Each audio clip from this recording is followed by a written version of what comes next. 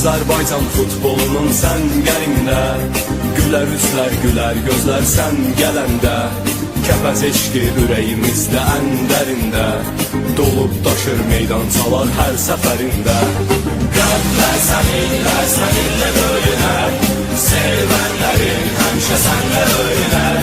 Zirvələrdə bayrağın görünər, ölümünə yanındayız sarı köylər.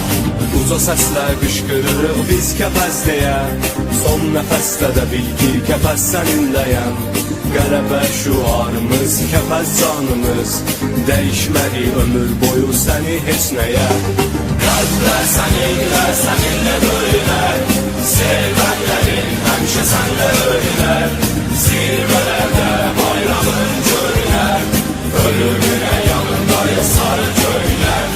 Geridə qoyaq rəqibləri, irəli birliklə, qüvvəmiz birlikdədir, gücümüz birlikdə. Varsa yoxsa Kəpəz var, gecədə gündüzdə. Kəpəz, Kəpəz, Kəpəz, səs ver səsimizə.